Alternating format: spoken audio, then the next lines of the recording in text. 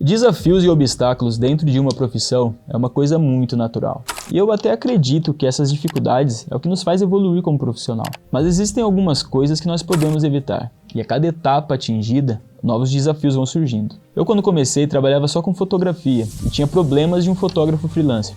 Depois de alguns anos, passei, além de fotografar, filmar também. E com isso, os desafios mudaram. Até que cheguei finalmente à fase de ser um diretor de vídeo. E com isso, muitos outros desafios e dificuldades vieram juntos. Durante todas essas etapas, eu me posicionava e me via apenas como um profissional freelancer. Alguém que só prestava serviços. E por esse motivo, nos primeiros anos, eu sempre carreguei um grande desafio.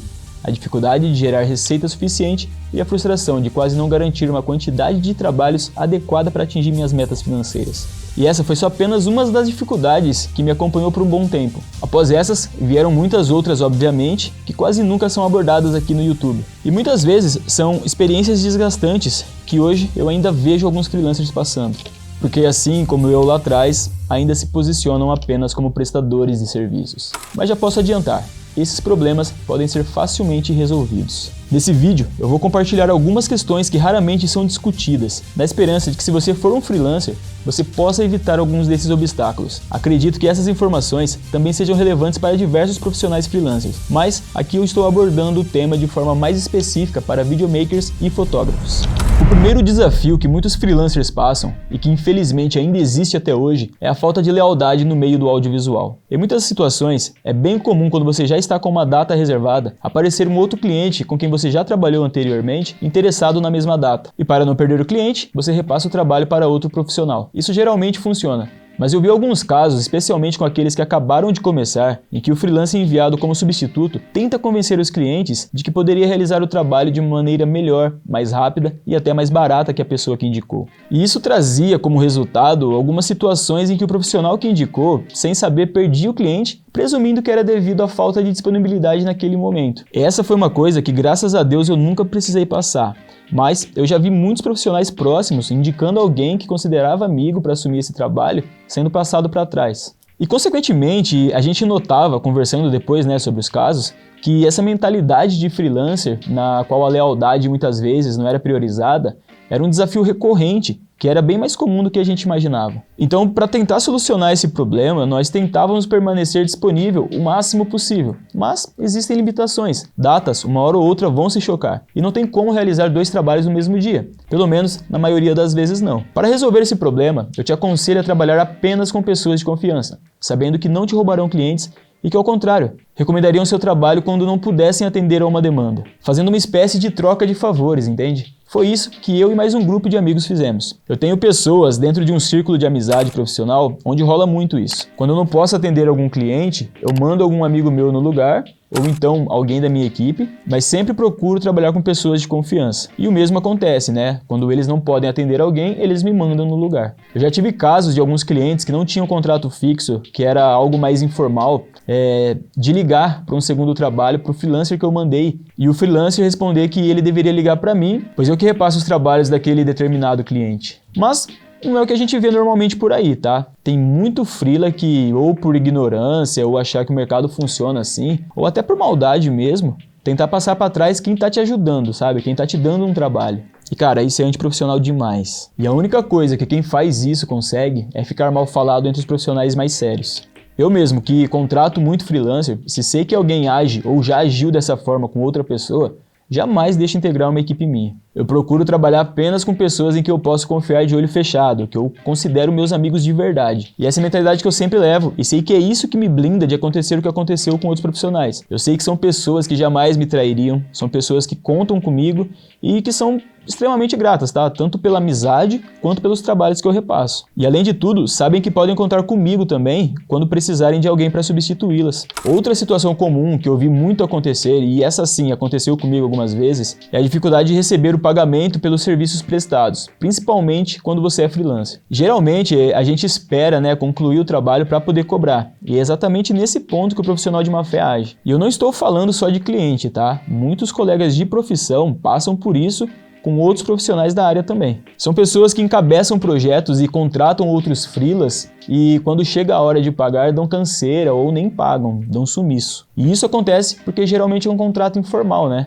É feito muito na confiança, no boca a boca. O que dá para fazer nesse caso é recorrer ao juizado de pequenas causas, mas é um processo chato, demorado, você vai ter que perder alguns dias com isso, fora o desgaste emocional. Porém, é um meio de garantir ou pelo menos tentar receber. Se é um valor baixo, eu não sei se vale tanto a pena assim. Mas de qualquer forma, caso você esteja passando por isso, eu vou deixar um link aqui embaixo que pode te ajudar a solucionar esse problema. Se for uma dívida de até 40 salários mínimos, você pode usar essa ferramenta. Mas confesso que eu mesmo algumas vezes desisti de receber esse valor, tá? Apenas negativei essas pessoas na minha lista e com meus amigos mais próximos. Pelo valor a receber não valia a pena o desgaste que eu estava passando, sabe? Alguns casos, depois de muito tempo, eu acabei recebendo, outros acabaram sumindo e alguns tentaram trabalhar comigo de novo. E aí eu apontava que a pessoa tinha uma dívida comigo, que só trabalharíamos juntos de novo se ela pagasse o que devia e se o novo trabalho também fosse pago à vista. A maioria nem respondia, para ser sincero. Mas a solução que encontrei para esse problema foi começar a me apresentar como uma produtora e não mais como freelancer. Só essa mudança de abordagem praticamente eliminou o problema, já que ao me posicionar como uma empresa ou uma marca, com todos os elementos formais, incluindo contratos prévios, ficou consideravelmente mais difícil para os clientes se recusarem a pagar. Além de passar uma impressão mais profissional e menos informal, né? Que acaba filtrando os clientes que fechavam projetos. Diferente de como é a dinâmica de trabalho com freelancer, né? Que muitas vezes não existe um contrato ou nenhum tipo de documento. Eles passam a data, você se coloca à disposição, realiza o trabalho e conta com a sorte de que será remunerado. Me posicionando como uma empresa, eu consegui uma base mais sólida para quando precisasse da justiça para resolver algo nesse sentido. Mas graças a Deus, nunca precisei chegar a vias de fato. No máximo um toque do tipo, viu? No contrato está o pagamento em X dias e esse prazo já passou, como que nós vamos fazer? Inclusive, eu ensino isso no meu curso de 0 a 10, como você se posicionar como uma marca, como elaborar bons contratos, como prospectar clientes de uma maneira eficaz e principalmente como ter recorrência e previsibilidade de renda, eliminando o fantasma da incerteza se vai ter ou não dinheiro suficiente para as contas do mês que vem. Se você quer conhecer um pouco mais sobre esse treinamento, sem compromisso, eu estou deixando o link aqui embaixo. Se isso nunca aconteceu com você, parabéns, mas praticamente todos com quem conversei ao longo da minha carreira nos últimos 14 anos têm relatos semelhantes. Em algum ponto, alguém deixa de pagar e eles se veem sem recursos legais, sem saber como proceder para receber o valor devido. E geralmente acabam desistindo diante dessa situação, como eu mesmo já fiz. Mas o que realmente me afetava profundamente era o terceiro ponto, porque o universo de freelancer é uma montanha-russa de altos e baixos, cara.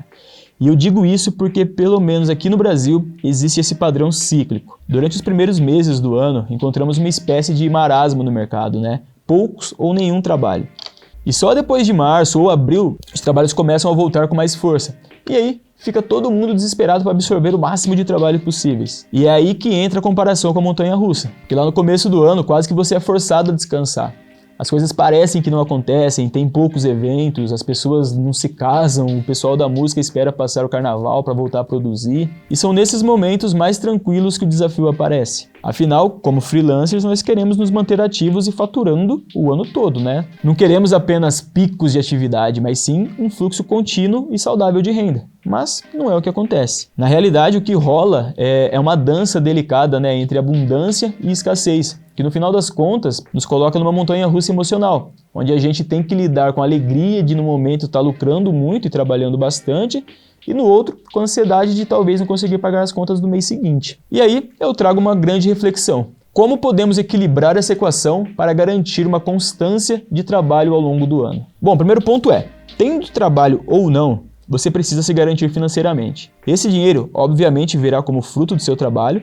Então, meu conselho é que enquanto estiver trabalhando de forma frenética e ganhando muito dinheiro, economize a maior parte dessa grana, na verdade, o máximo que você conseguir, né? Calcule quanto é o seu custo de vida fixo, aluguel, internet, energia, alimentação, enfim, só os gastos fixos e não gastos variáveis, como roupa, passeio, jantar fora, isso são gastos não essenciais. Você vai pegar esse valor final e multiplicar por 12, que são os 12 meses do ano. O resultado dessa fórmula é o quanto você deve ter guardado em algum lugar com liquidez diária, como uma caixinha do Nubank, por exemplo. Esse valor vai garantir que nos meses que você não estiver trabalhando, você consiga garantir pelo menos o mínimo do seu padrão de vida. Pode parecer meio óbvio, mas a maioria dos videomakers e fotógrafos não se preocupam com isso.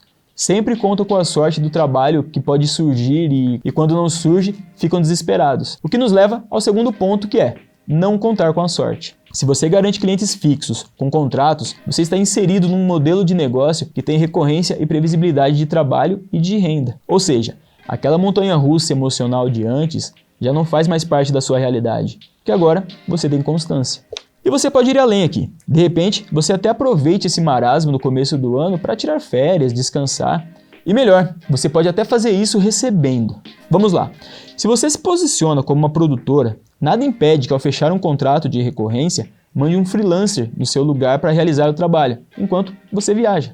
E não existe nenhum problema em fazer isso, porque o seu cliente não está especificamente te contratando, mas sim a sua empresa e os seus serviços. Isso é bem comum, na verdade. Aqui mesmo tem alguns projetos que eu só cuido da parte de negociação, mas quem realiza o trabalho mesmo são os freelancers. E até na indústria como um todo, o proprietário da empresa muitas vezes não está fisicamente envolvido com os trabalhos. Embora eu goste muito de dirigir a maioria dos projetos, às vezes tenho outras funções que me impossibilitam de estar presente. Por isso sempre reforço. Tenha pessoas de confiança em sua equipe. E se você quer aprender um método que vai te ajudar a prospectar clientes, criar e manter contratos por longos períodos, tendo recorrência e previsibilidade de renda, aproveita que meu curso de 0 a 10 está com vagas abertas e com um super desconto. Se eu fosse você, garantia essa oportunidade para solucionar de vez esse problema de falta de clientes.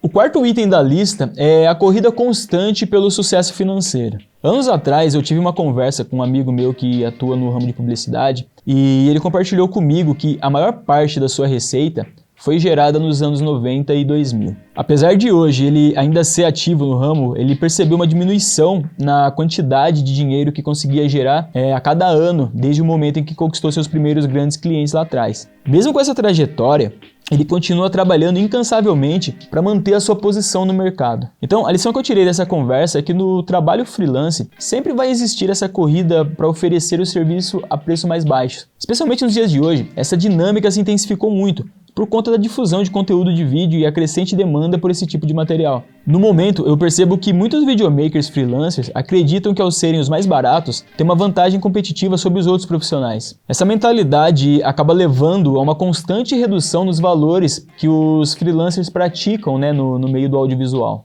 Lá fora, os profissionais que trabalham exclusivamente com áudio têm uma dinâmica um pouco diferente entre eles. Em algumas situações, até existe essa competição por preço também, mas os mais experientes na área de áudio conseguem se comunicar de uma forma mais clara, evitando prejudicar uns aos outros. Existe uma comunidade unida entre esses profissionais de áudio que conseguem manter uma abordagem colaborativa. Mas aqui a dinâmica é diferente, dá para perceber uma competição velada, onde as ações de um podem prejudicar o outro, muitas vezes até sem perceber. Mas é fato que a colaboração não é tão comum entre os profissionais freelancers daqui.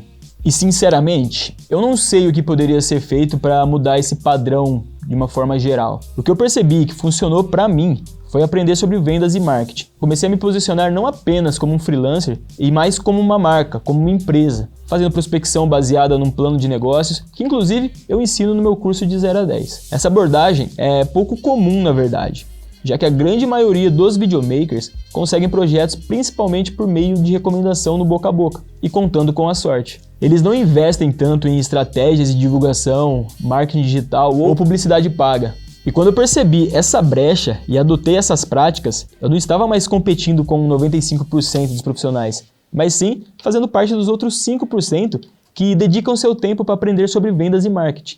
E eu notei também que estávamos competindo por uma fatia diferente de clientes, com uma faixa de preço um pouco acima do mercado. E foi assim que eu resolvi essa última questão, adotando uma abordagem estratégica para o meu negócio. E por isso, decidi compartilhar essa jornada aqui no meu canal, onde eu vou trazer conhecimentos sobre vendas, marketing e estratégias digitais, especificamente para profissionais do audiovisual. Então seja bem-vindo e se inscreva para que você possa junto comigo evoluir nessa área. Deixe nos comentários se você já esbarrou com algum desses desafios ou quais outros eu não citei nesse vídeo. E eu te recomendo também assistir esse vídeo que está aparecendo agora na tela, que te ensina como faturar muito com audiovisual.